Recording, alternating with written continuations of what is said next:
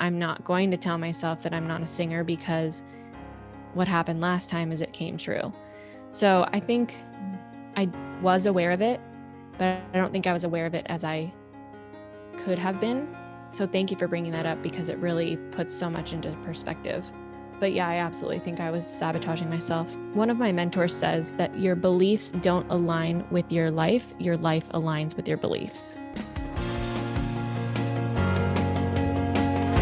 Welcome to Point to Rise, your podcast that gives you permission to dream big, take messy action, and turn your talent into profit while turning your back on perfection. My name is Susanne Puerschel, high performance and mindset coach, former international ballerina, profitable entrepreneur, and founder of Point to Rise, a movement designed to empower dancers.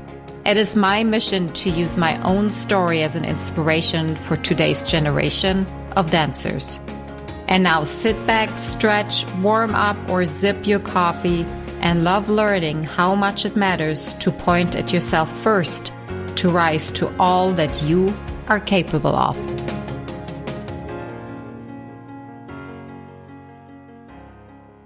Hello and welcome to the Point to Rise podcast. I am so grateful you're here today. Our special guest today is Rachel Josefina.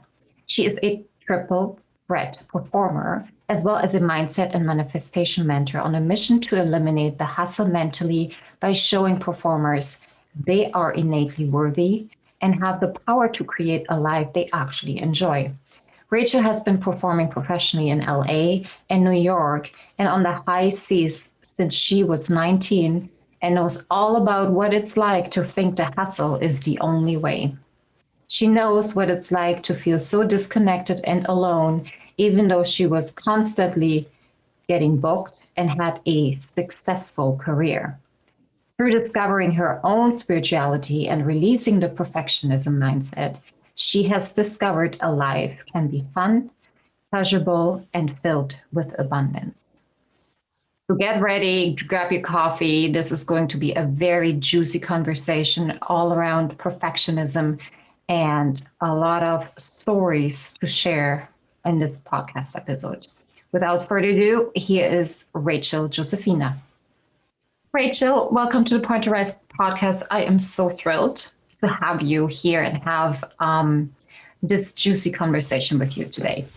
Thank you. Me too. I'm so excited to be here. So how I usually start off is we're going to dig into your past and how you actually became a performer. What was that really sparked your interest that you just had to start this kind of a career? Yeah. So both my parents are musicians and they play in pit orchestras for Broadway musicals. And we lived in LA when I was born, and then we moved up to San Francisco. And so there are 3 giant theaters that national tours come through all the time. And so basically any touring company that was coming through San Francisco, my mom or my dad was in the pit. So I grew up watching musicals since I was 3. And their friends always asked me, do you want to be down here? Like, are you going to be down here playing music too? And I was like, absolutely not. I'm going to be on the stage. And at that point, I had already started dancing. My mom didn't know what to do with me. I couldn't sit still. And so she was like, we just have to put her in a dance class because this girl never stops moving. So they put me into ballet. And for the first, I would say like 5 years throughout elementary school, I was pretty set on being a ballerina. But then I discovered jazz and I discovered tap and I discovered all these other styles. And I was like, okay, I want to be a jazz dancer. And then I saw my dad played Fosse. And that I think was like the turning point for me. And I was like, I have to do this. Like, I have to be on stage. I have to be moving the way that these dancers are moving. And then I got to middle school and I was in a musical and I got to sing and dance at the same time. And then that was like a whole nother thing. And so my life, I've been surrounded by the arts, by dancing, by performing. So it's pretty much something that I've known I wanted to do forever. And I went to high school for it. And then went to college for it. And I actually started as a musical theater major, but the program that I was a part of is a cut program. So it means that you are accepted into the program and you're on track to get a Bachelor of Fine Arts where you specialize in musical theater. But as the semesters go on, you basically audition to continue down that track. And 3 semesters in, I didn't make it. And so I always knew, like, if I didn't make it into musical theater, I always had dance. I would just major in dance, but then still perform. Like, it was never a question of, if I don't make it into this major, I'm not going to do musical theater. I'm not going to be a performer, because that just wasn't an option for me. So yeah, so I majored in dance, which was amazing because I got a lot more modern training and I got to do ballet variations, and I love ballet. It's definitely not like my main focus, but I do love ballet so much. So to be able to dive deep into ballet while also knowing that I could do other styles was pretty awesome. So yeah, but I've been pretty much surrounded with dance and music and musical theater for practically my entire life. Wow. So isn't that interesting? You just knew. I heard that about 5 times, you saying that. And regardless what kind of a stick was thrown in your way, it's like, well, I'm just gonna step over it and find a different way. And I in all of these conversations that I'm having, most of us, that's how we got to the stage. Mm-hmm. Of the knowing from in here, like there was just no other option. Why? Well, you can tell me I'm too whatever, not enough, but I don't care. I'm just going to do it anyways. And then there comes a point in our life where we lose that knowing. Let's go there. Yeah.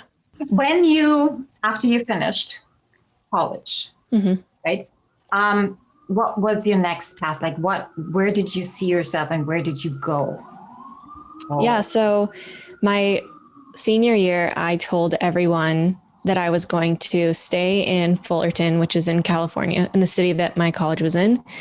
And I was going to work professionally, which I had already started doing in college. I started working professionally when I was 19. And I said, I'm going to stay in Fullerton for 1 year. I'm going to save up money and then I'm going to move to New York. And I said that over and over and over and over again.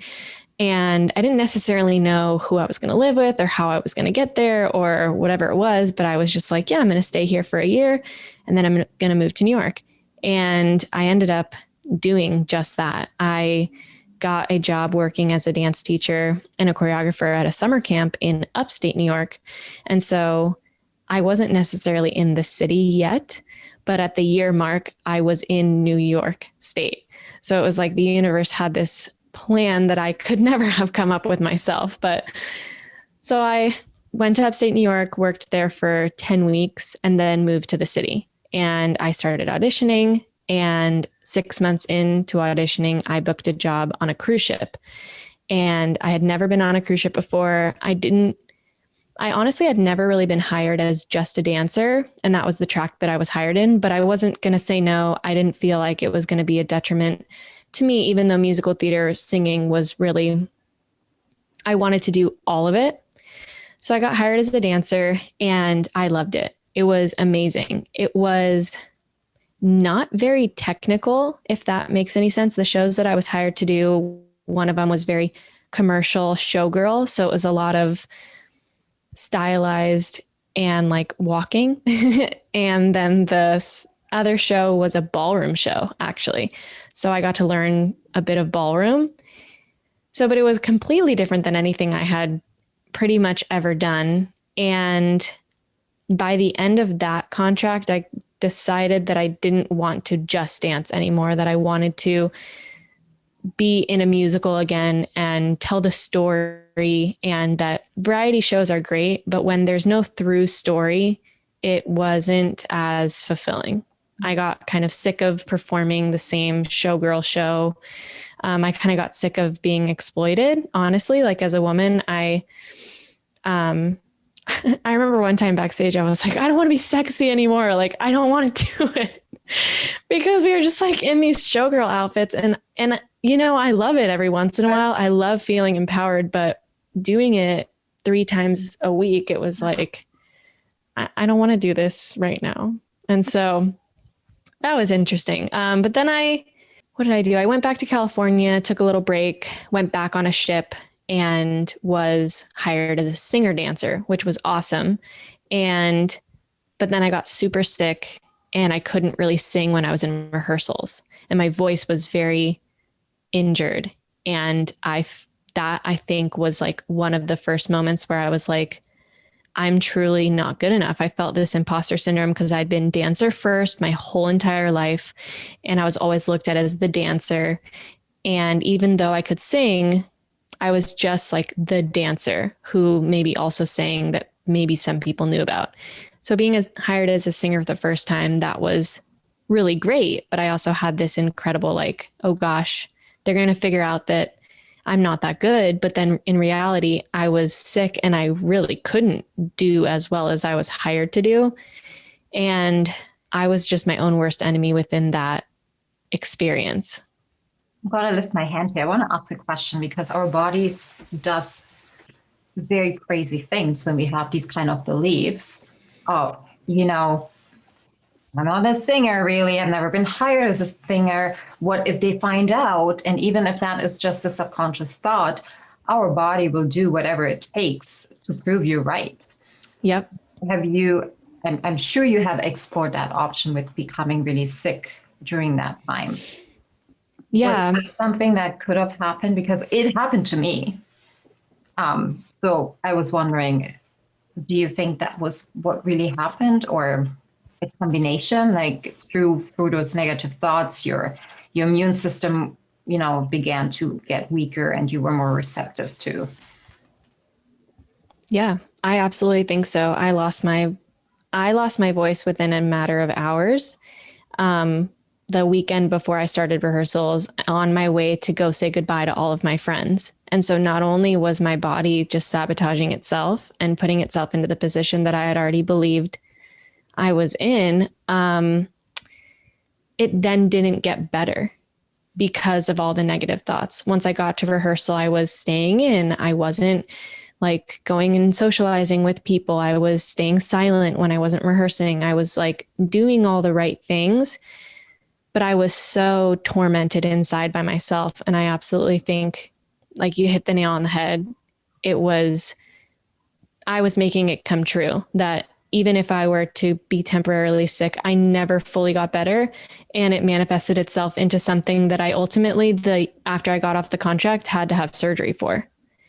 And yeah, it was a lot. I had vocal nodules, which are basically blisters on the vocal cords, and I had to have them removed.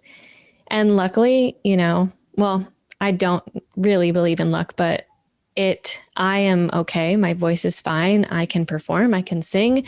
And I do have fear that it's going to come back. But I do also know that when I noticed when I started to audition again, I would feel myself start to get sick. And I was like, okay, we're not going to do this time. Like, I'm not going to tell myself that I'm not a singer, because what happened last time is it came true.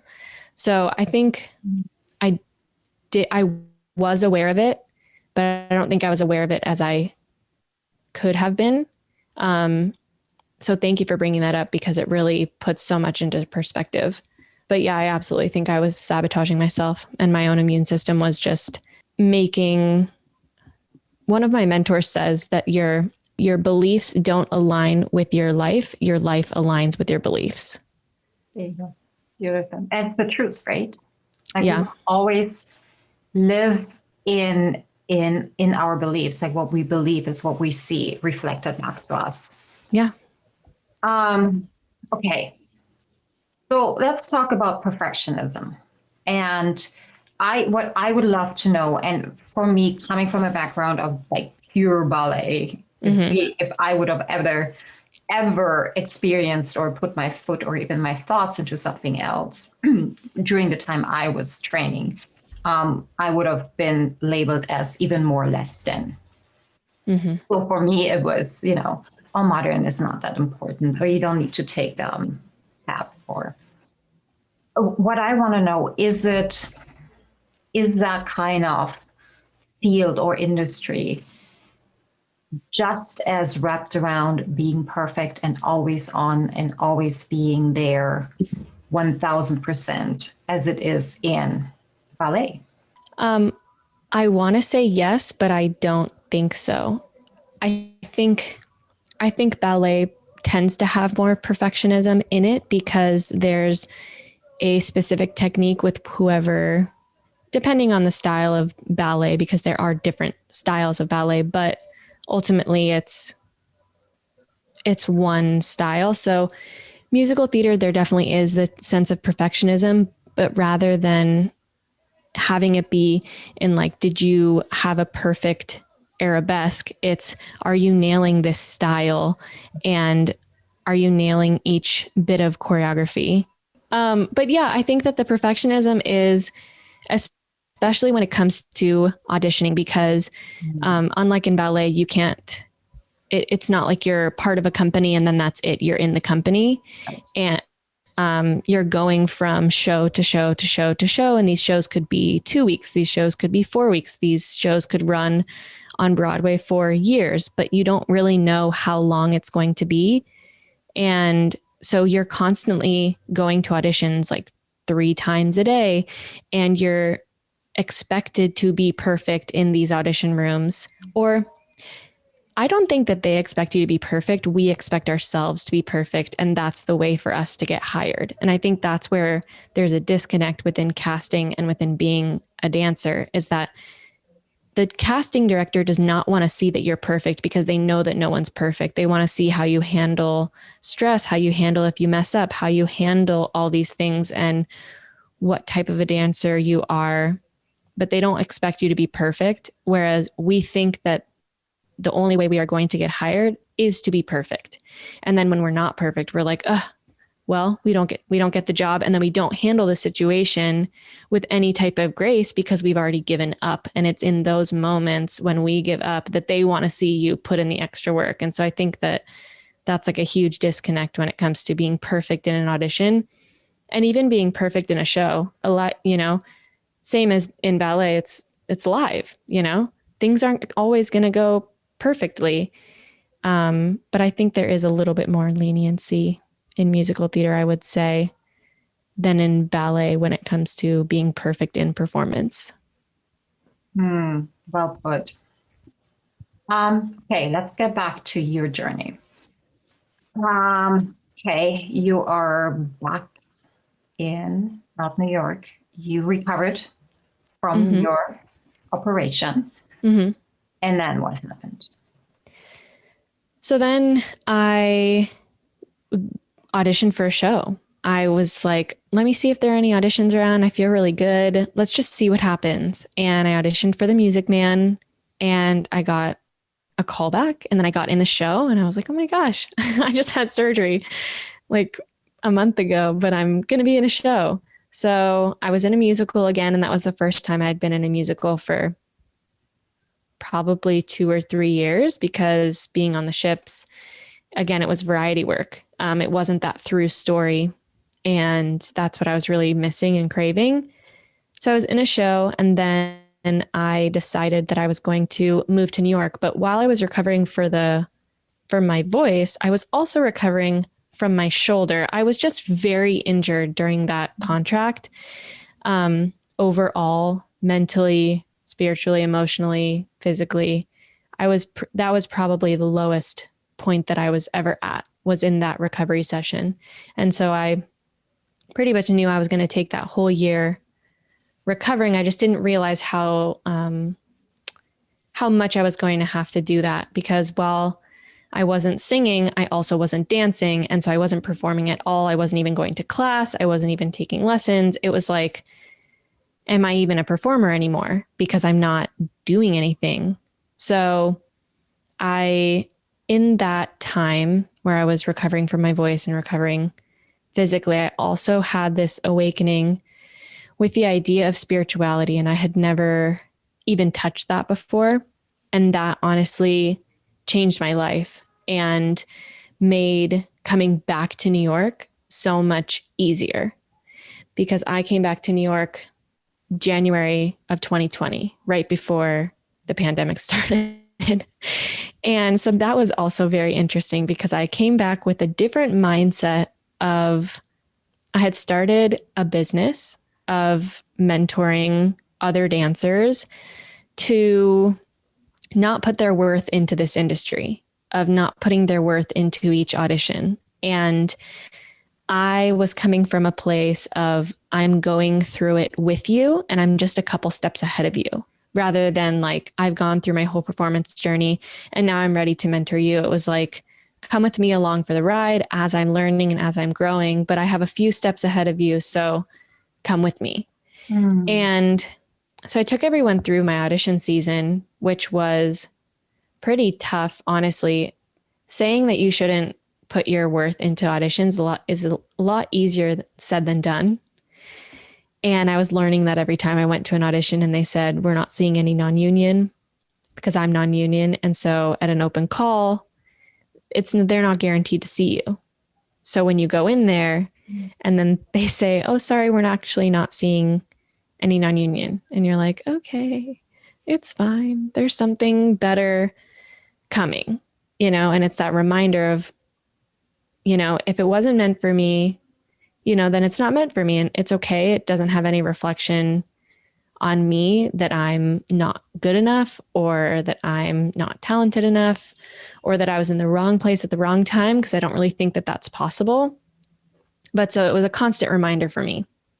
Then flash forward to like 2 weeks before the pandemic started and everything shut down in New York.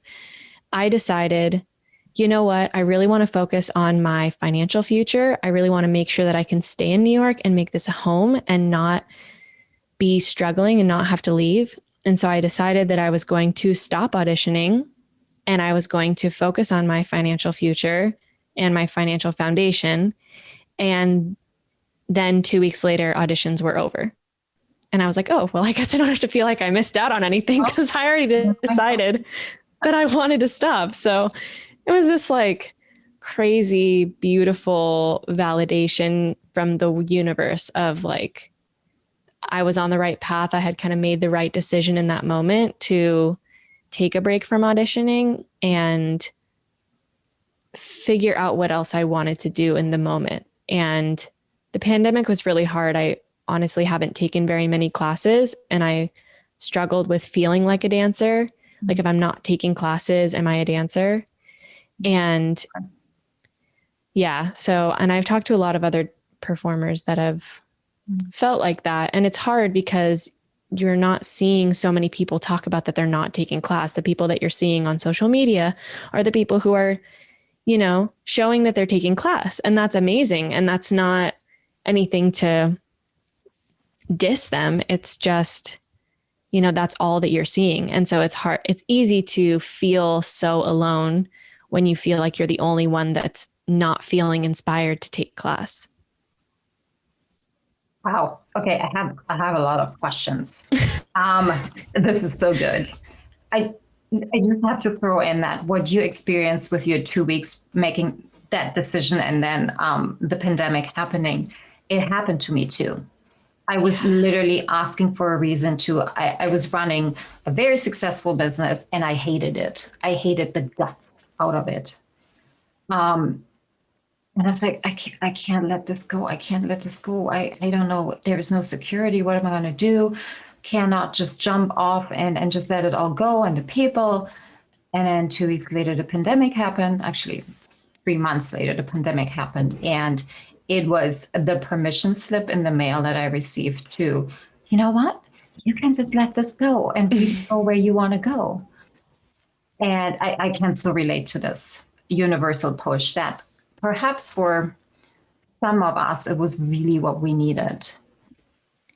I would be so bold to say that for all of us, it was what we needed. And so many people that I've talked to know that it was what they needed. Yeah. And I think that if you're in a place, if you're listening to this and you're in a place where you don't think that you needed it, what would happen if you surrendered to actually believing that? What else could come from that? Because I really do believe it is what all dancers and performers needed. We'll get into this in just a moment. I wanted to ask, you said you had this spiritual awakening. Mm-hmm. So two-part question. Can you describe what that actually means? A, Mm-hmm. and B, I would love to know where that came from. Like where from inside, and how did you know that?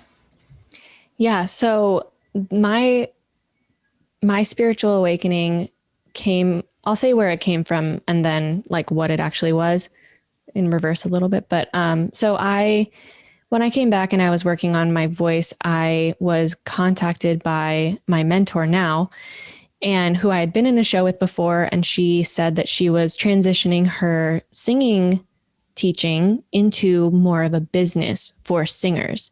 And she had a survey that she wanted me to fill out. And it was all about singers not feeling good enough. And I was just there. I was in the place of not feeling good enough. So I just went full force of answering her questions. And she, like, I was like in tears answering the questions because I was just so like her ideal client. Like I was her. And so then she contacted me and said, thank you for answering all my questions. I'm giving everyone free 20-minute like voice lesson, but if you can make it to my studio in person, I'll give you an hour. And she was only like 45 minutes away from me. And so I was like, yes, I will take it. Like free hour voice lesson. Awesome. Absolutely. So it turned into like a 2-hour thing. Like there was just such an energy between us. And it was like a soulmate connection, really. And so that was like the moment where she took me under her wing, and she has been doing self-development and has explored her spirituality for decades. And so she was kind of talking to me about books that I could potentially read to help with the mental part of singing and performing in general. And the first book that she said a bunch of different titles, and the first one that rang out to me was Loving What Is by Byron Katie, because I knew I didn't love what was. Like I knew in that moment, I was like, I need to read that book because I hate what is right now.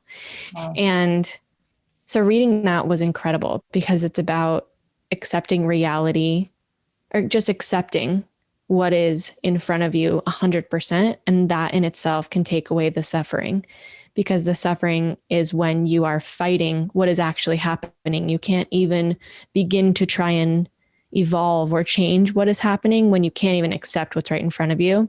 And so that was like the moment, I think. And then also hearing recordings of Gabrielle Bernstein. So hearing her and listen.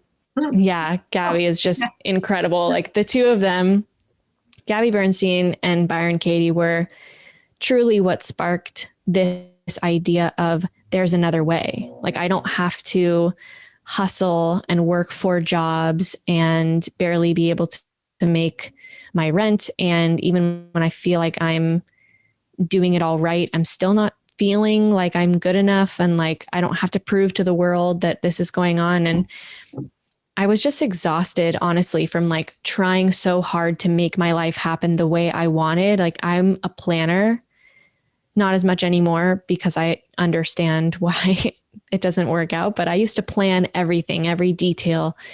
And it was like I would plan it, and then a month later, something would derail it. And then instead of like going with the flow, I would be like, gotta make a new plan. And I would just always be making these new plans over and over and over and over again. And it was exhausting. And so the spiritual awakening for me was there is something else in this world that is helping me like co-create my life. It's not just up to me. And it was so freeing, and it was so liberating that it was like, I'm not alone. I don't have to do this by myself. There's energy all around me that is helping me, and they want, like, the universe wants what's best for me. It's not like the world is out to get me. Like the universe truly is this loving feeling, if anything, is what it started off with. And so I started doing yoga more and adding in that spiritual practice of connecting to the universe. And I started meditating, and I started, listening to self-help podcasts and reading books. And so that was what my spiritual awakening was. It was this, I'm not alone. And I didn't call it God. I'm still in the transition of trying to figure out whether I call it the universe or God. I kind of go between the two. And so that's been a really interesting journey for me over the past couple months. But when I first started my spiritual awakening, which was 2 years ago, it was just like, there's energy and I don't have to do it alone. And there's another way, right? It's just not only, yeah. You're not depending on other people. Like, that was the most freeing for me. It is all up to me. Whatever I think, whatever I believe is up to me and nobody else. Oh, that's so beautiful. Question. So you said something interesting when you said, when I got out of the hustle mentality and I started to get into more connection with the universe, which by the way, for me, it's the universe, my angels, they always have my back. Yeah. Isn't that also a lack mentality? Like, isn't that fear-based? Because I'm saying that because I was in that place too. We always think there is not enough. We are not enough. We're not doing enough. We need to do more. Where if we're looking at all of the spiritual teachings, it's just whatever is fun, whatever, creates the flow. All you have to do is really come from a place of love. And I mean, Abraham, Esther Hicks, it's all about being in joy and fun. And when I look back at my career, it was everything else but fun. I mean, it was terrifying, to say the most, I would say, positive around it at times, but everything else, it was just a struggle. And I believe that this struggling energy is what we're seeing on stages nowadays. And that's one of the reasons why I don't really enjoy watching ballet at the moment, or have not for the past 5 years, actually, because that energy actually doesn't align anymore. I didn't want to have that come towards me, because I don't need to spend money on something that I'm against, even if I wasn't even able to say that. And I wonder if we as a collective also feeling that. So let me get back to the actual question. The hustle mentality equaling a lack mindset. Would you agree? Oh yeah, 100%. Because the reason that you hustle is because you feel like your worth is dependent on how much you can do. And when that's where you put your worth, you can never do enough. There's no way. And absolutely anything in the hustle mentality is based on the fear of missing out, right? Fear of missing out on your opportunity. And so you always have to be there, because otherwise you're going to miss out on it, or you're not going to have worked hard enough to be able to get it, or there are not enough jobs. So you have to be the hardest working person in the room so that you could get that job. And yeah, it's all about how hard you can work, and that there aren't enough jobs, and there isn't enough money, and that there isn't enough anything. And yeah, when you're in that, you're just working to try and get it, because you think that there's not enough, rather than just knowing your opportunity will never pass you by. What's meant for you will never pass you by. There's no way that you can mess up what's meant for you, because it is truly what's meant for you. And when you know that, then you get to rest. You get to take a deep breath. You get to have joy. You get to find pleasure in life, because you're not working yourself into the ground, feeling like, you can never do enough to be worthy of what's meant for you, when you're just already inherently worthy from the moment you were born. Right. Beautiful. So here is what I found to, or came to the conclusion, is that this whole hustle mentality, and if we're looking at The Rock or Will Smith or who else? Male energy. Well, let's just take those two. When I listen to them, it is very much about nobody can outwork me. Or Gary Vee, for example, like they're the hustlers, they're the people that put out all of this male energy of like more, more, more, more, more. And that turned me off quite a bit in the beginning until I realized that that is actually bringing them joy. So they're not working against the universal laws per se, but this is what they need for themselves to bring them joy. And with that, they're then just aligned again. I don't know if you see it the same. I had to like really ponder. It's like, this doesn't fit together. Like we're different. Like male and female energy is different for sure. And as women, particularly, like if we were to do the same thing as men, as we were, taught to for so many centuries, it just never worked for us because we're not that same energy, and it just doesn't work. Yeah, I think that there's absolutely a balance between the masculine and feminine energy. And in males, I think, yeah, absolutely, that masculine energy is higher. And so it would make more sense how they could be aligned with that energy more. I think that if you were to look at their lives, there is feminine energy there because they do receive their, like what they're hustling after, they are receiving it, because that's where the joy would come from. If they were 100% in the masculine energy, then they would never sit back to receive it. Right. So I think that as long as that balance is there, that's where the alignment comes in. But it's when one of them is completely lacking that there's no joy. Beautiful. I just learned something. Thank you. Okay. Talk to me financial. And this is so beautiful. When I look at performers, like regardless in which kind of genre they're in, it is that one income mentality, right?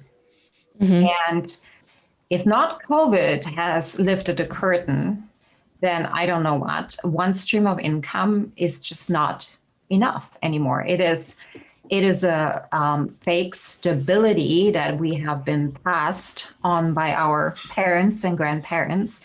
And it is trading that time for money that makes it so hard. And it also can take the joy out because you're literally just trading your time, which is the most precious thing that we actually possess for, something that we made up to be one of the most important things in the whole wide world, which, by the way, I love money.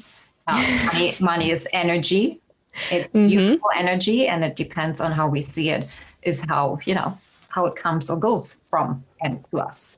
Yeah. So talk to me about that aha moment. Yeah. So honestly, that aha moment is still going. It's still happening for me. I think that within the realm of spirituality, and because money is spiritual, it is energy, everything is energy. I think that I've had the most resistance with money, honestly. Yeah, totally. Yeah. And so it is still evolving for me. But when I moved to New York, I knew that I nanny basically as my side job, my thrive job, as I like to say. And, but I knew that that's not all I wanted to do, because otherwise, if I needed to do that, I was going to have to work so hard nannying, then I wouldn't have time to audition. But if I audition, it was like this, the one thing, if you're only having one source of income, then it doesn't really make your whole life possible.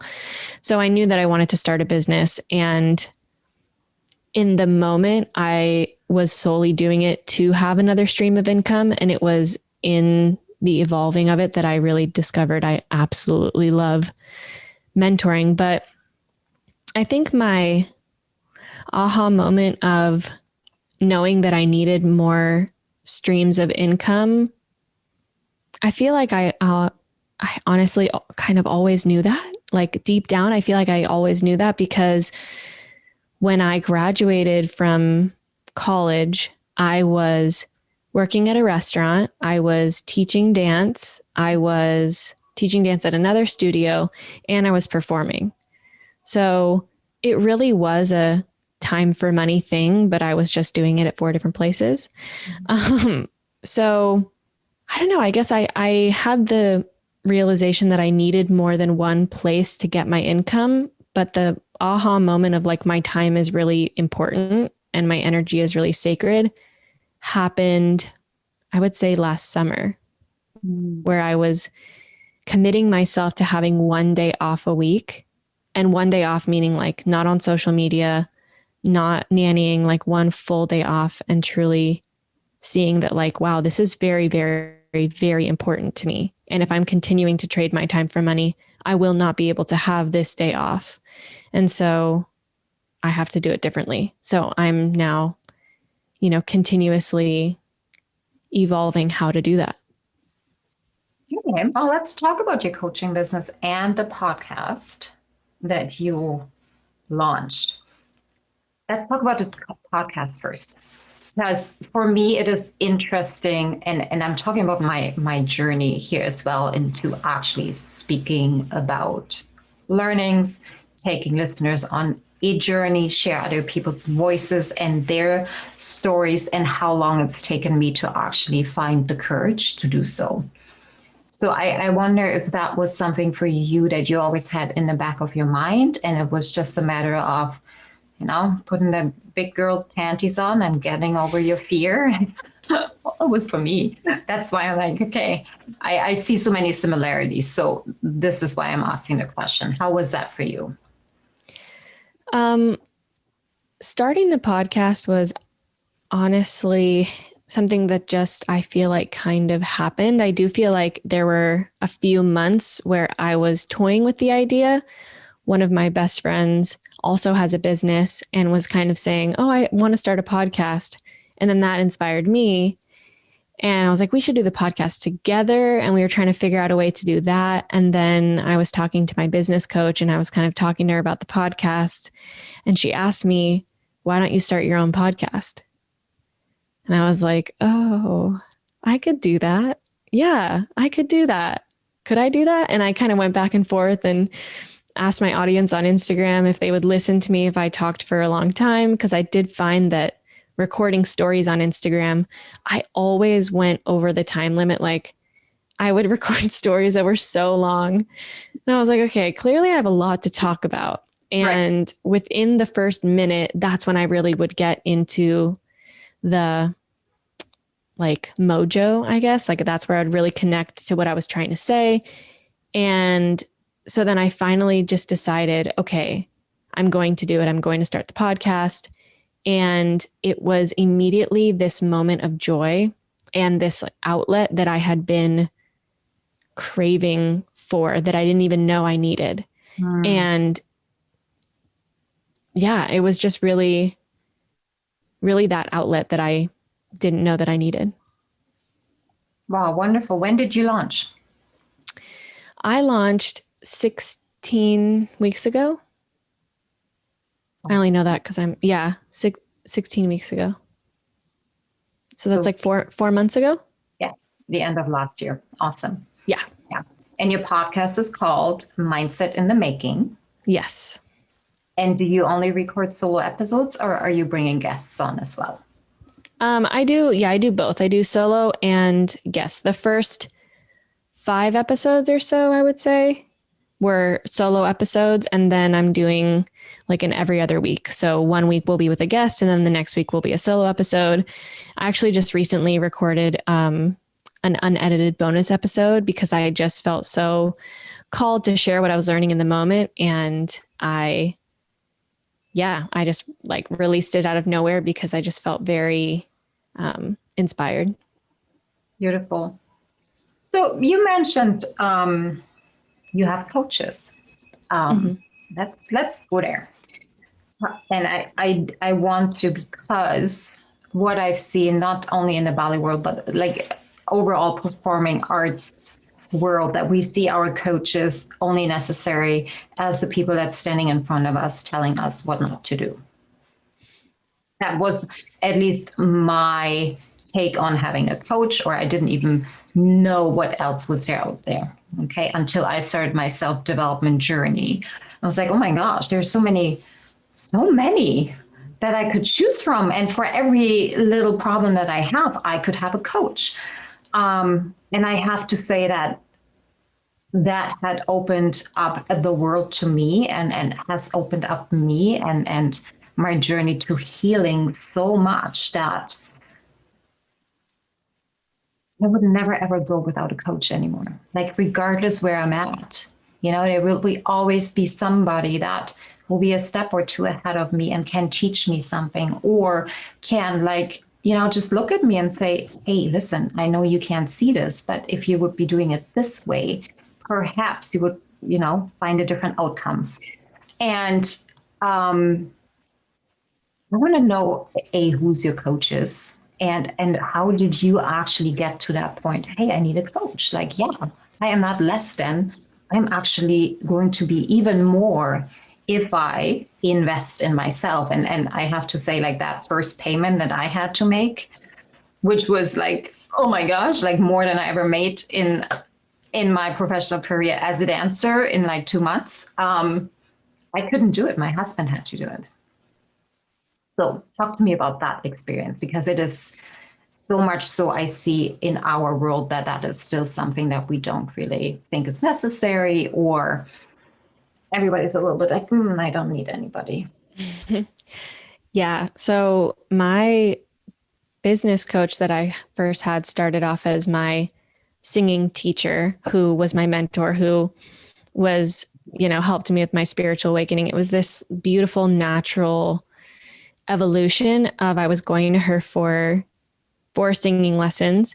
And then when I decided that I wanted to transition and start a business, because I really wanted to, I was feeling like I wasn't connecting with her on the level of singing, but I still wanted to be in her energy. There was still something about her that I still wanted her in my life. And so she said, okay, well, I have this program that I'm kind of starting, and I would love to take you through it, basically. So I was one of her beta clients, and it was amazing. It was totally business coaching, though. It was like how to create a business so that I could make money. It honestly didn't have anything, well, it did have to do with dancing, but it wasn't, it was just such a different relationship than I had ever had with a dance teacher or with a dance mentor. And the investment was definitely difficult, because paying money and paying that much money was tough, but I had already invested in myself so much that year with my physical recovery and my singing recovery that I was like, okay, things just take money, and that's okay. And so I kind of had that mentality. But then I think as it kept going on, and as I kept getting coached, I think at some point I made her opinion the end all be all, of like, she knows everything, and like, I have to have her tell me so that I can do it. Like, I needed permission from her. So that was a really interesting relationship to talk to her about, because there was resistance within the coaching relationship at the beginning, and it's not like that anymore. And I coached with her for an entire year, from January to January. And in January, I actually just decided that I wanted to take a step back and figure out how to move forward with everything that she's taught me. And that coach was Fiona Flight, and she's incredible. She has the Profitable Performer and Revolution that she's starting right now. She's already had 2 rounds of it, and she basically teaches performers how to be profitable and how to know that they can't sit around and wait for people to notice them. They can't sit around and wait to get noticed. They need to create opportunities for themselves. And yeah, so she was just such an amazing person to be in my life. And I'm so happy that she's still in my life, and I have the opportunity to have intensive like check-ins with her, because I was her client for so long. I know that she's always going to be there in my corner. I know that she wants what's best for me. I know that if I didn't like do something of the homework for that week that she gave me, she wasn't going to be disappointed. And it took me a long time to realize that and to truly believe that, because I felt for so long that my life was broken and that I was broken and I needed to be fixed. And so my intention of getting a coach was so that they could fix me. And that's not the reason to get a coach, because no one can fix you. You can only fix yourself. But it was through Fiona's coaching and through Fiona's love, ultimately, that I realized and had to be told many times that I'm not broken, that I don't need fixing, and that, coaches and teachers are never going to fix me. And so if I continuously feel that, that's not the reason to invest. A reason to invest is to truly want to gain access to someone's energy, and and if you're inspired by them and you want to feel the way that they feel. So beautiful that you're saying that, and thank you for that transparency, which sparked like a thought in me. My first coach, I hired her because I was like, okay, she's just going to do it for me. She's going to tell me what to do, and I'm just going to do it. Because that's what I was used to in the studio, there was a person sitting there and telling me what to do. And if I didn't do it, I was in big trouble. Like I only really worked on fear, breathing down my neck. And when I realized that, oh, hang on a second, she's not going to tell me what to do. She's just picking up. And I hired a business coach as well. I was like, this is not what I need. Like I have much other things to work on. Like all my unworthiness issues are coming up so strong in trying to build up a new business that's not even focus on the business. That's just focus on me first.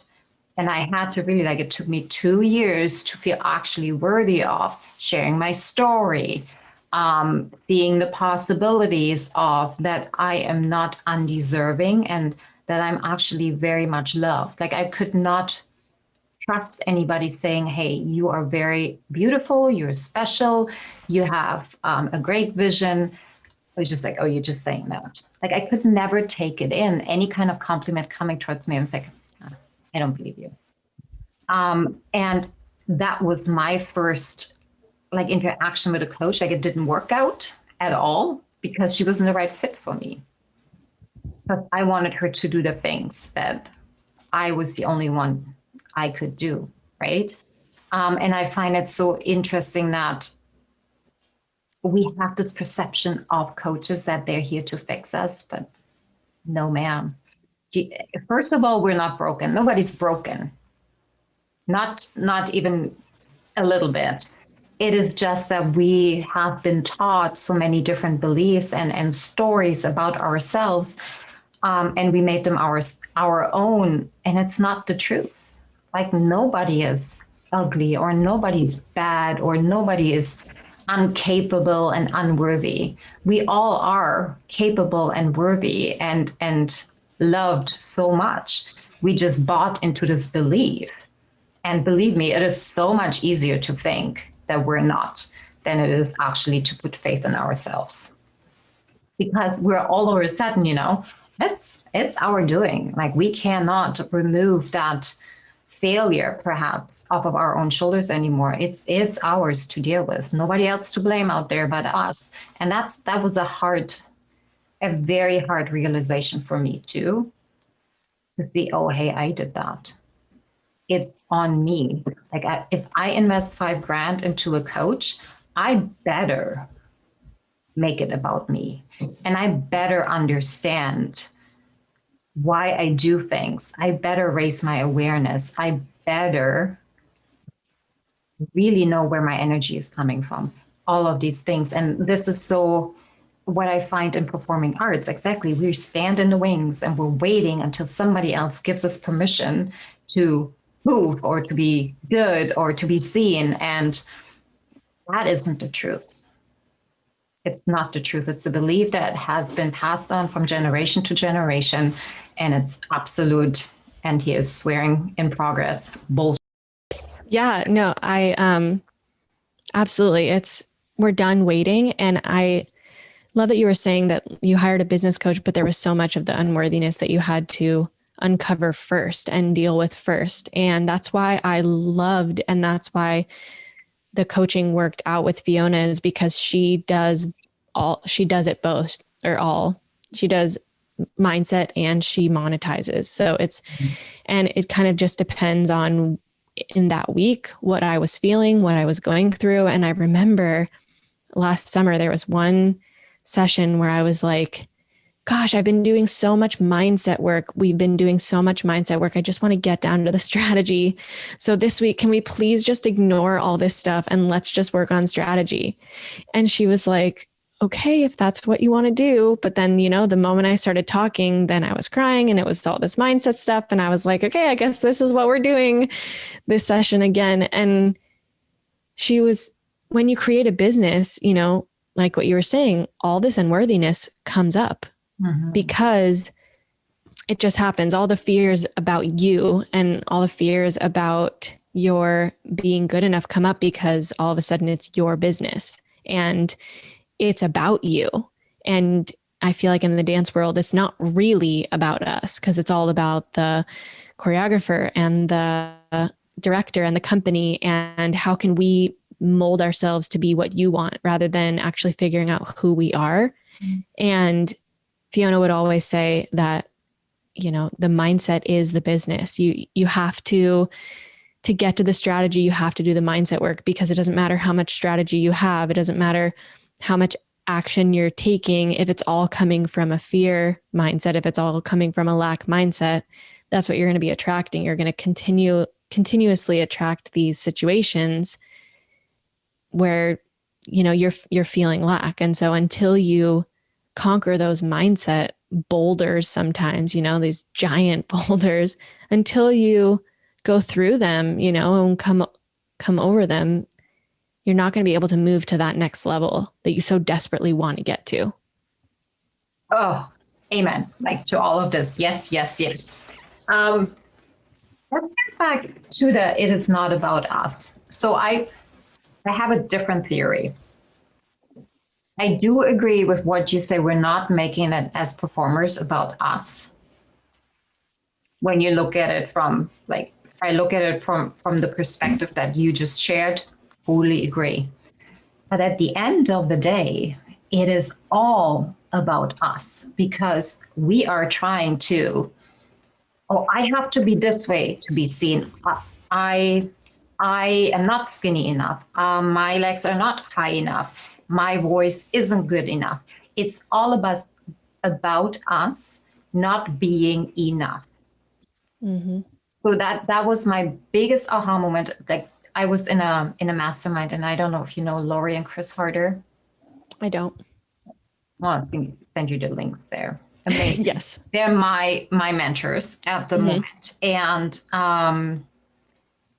he called me out. He's like, all I hear from you, Susie, is your fear. You're afraid to. What if they do this to you? What if they speak bad about you? What if you have to overcome all of these steps? It is all about you. And what you're doing has nothing else to do but with you. And you know that is not a solid ground of founding a business, particularly not for what you want to do now. Like you have to make it all about everybody else but your own self-ego and fears and whatever else is showing up on a daily basis. And I'm like, oh my God. Like I know this, but I didn't see it in myself. Like and this is why every coach, like has a coach. Honestly, before you hire a coach, look at who they're coaching with, because this is where you're gonna go.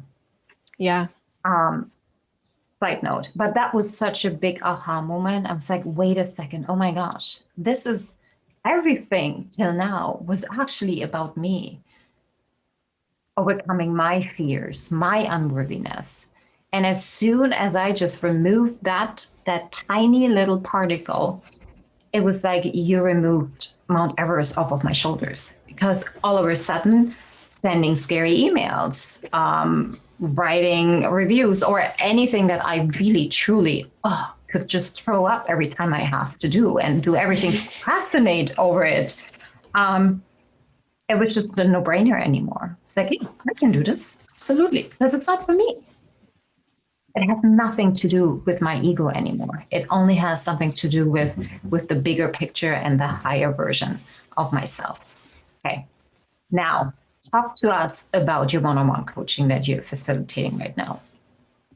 Yeah, so The Choice is Yours is the name of the one-to-one program, because I think that the biggest mistake that we make as performers is that we don't have a choice when it comes to our career, that we don't have a choice when it comes to creating our life. And even bigger, that our life isn't just our career. Like, our life is not just about your technique and the job that you're going to get. Your life involves your friends and what brings you joy outside of dancing, and your partner, if you choose to have one, and just the love that surrounds you on a day-to-day basis. And you have a choice about all of those things. And so what I do is I take my clients through self-awareness of even realizing, what do they want? What are they doing right now? Seeing what's right in front of them, seeing the reality, and then truly seeing how many choices they have, and transitioning from overwhelm to abundance, because overwhelm is the perspective that you have so many choices, but there's too much, you can't pick anyone, and it's just too much, this overwhelm, rather than, wow, look how many choices I have on a daily basis. Every single minute, I have a choice of how I want to feel, and I have a choice of what I want to create. And so through this 8-week program, you truly start to be able to choose, and you are able to empower yourself to see that not only do you have a choice of what kind of life you get to create, but you have a choice of how you want to feel, and you have a choice of if you want to be happy. You always have a choice. Mm-hmm. I think this is so beautiful. Thank you for doing that. Thank you for stepping into that space, because it is so important to understand.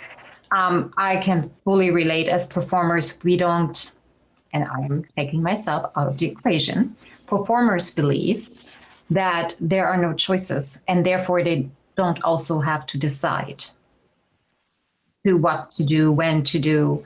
They're not the driver of the bus. They're not the CEO of their life. And it was a very comfortable space for me to be in, even though I was complaining about it so many times. However, it is so powerful, and it is so empowering to even have that awareness that everything that we want is our choice. Mm-hmm. Like, everything that we want to see in our life has nothing to do with everybody and anybody else. And it has everything to do with us. You didn't get this job? Well, what can you do differently? Ask different questions. I see this with my kids. It's very much a black and white mentality, but everything that's in the gray is where the growth is, right? My 9-year-old son came downstairs yesterday at like 6 a.m. in the morning. There are no pants, crying. I have no pants. It's like, okay, what about asking a different question? I can't. Like, okay, let me move you through this. Like, what if you were asking, hey, mom, I can't find pants. Could you come help me, please? Or saying, hey, where else could I look for a different kind of pair of pants? And he was too tired to see this at this moment. But after he went through all the emotional state, he's like, oh, I see. I understand now that if we're asking a different question, a different perspective will open up. And therefore, we will see different results. And that's why having a coach, 1000%, is so imperative. I see it particularly in the ballet world so massively. This fixed mindset, this one lane driving, it has to be only this way. We're not going to ask questions. We're just going to leave everything the same way it has been. And if we're not evolving, we're dying. So, go do yourself a favor and go get a coach that really helps you through where you are potentially stuck. Even you may not know yet that you are stuck. Mm-hmm. Having a conversation normally opens up so many other perspectives, right? Like getting in a room with other people. It's like, oh, wow, I've never looked at it from this side, or I've never thought about it this way. So yeah, thank you for doing Yeah, that. Yeah. of course. Okay. Oh, long interview. I just looked at the clock. It's like 1 hour in. All right. We can find you on Instagram and Facebook. This is all going to be linked in the bio of the podcast. I have one last question for you. With everything that you know right now, what would you tell your 16-year-old self? I would tell her that it's more than performing. It's more. And I think that that's such a controversial statement because as dancers, as performers, we claim so much to the identity of I'm a dancer, I'm a ballerina, I do ballet, right? Or, I am ballet, but we do ballet, like we dance, we perform, but we aren't just performers. We aren't just dancers. It's so much more than that. It's about the relationships, and it's about, like, I love nature. I love walking in gardens. And without that discovery, without that in my life, I could be performing every day and I wouldn't be happy. And so it's just so much more. It's so much more than that. And that's okay. It's okay to want more than just performing. And it doesn't make you any less of a performer. It doesn't mean that you're not good enough or that you're not dedicated enough or that you're not working hard enough. It just means that you're human and your soul is, thrives when you have a balance of life and your life is more than just performing. Beautiful. We're going to leave that right here because it is such a beautiful way to end our conversation today. Rachel, thank you so much for being on the podcast. Thank you for, starting your journey, because it's not easy. Like, self-development is everything else but pretty. We both can attest to that. I think I've experienced more rock bottoms than consciously, and I actually allow myself to go there, because before everything or anything new ever will grow, the old has to collapse, and that sometimes really hurts, because letting go hurts because we feel unsafe. So thank you, my darling, for sharing all of this with us today. And thanks to you guys for tuning in, and we will see you and talk to you next week. Mwah. Thank you so much for listening. If this message resonates with you, please pass it on to someone who needs to hear this right now. And if you like what you've heard, your feedback will go a very long way. If you just take 30 seconds and leave me a 5-star review, that would mean the world to me. Till next time, point at yourself to rise to all that you are capable of.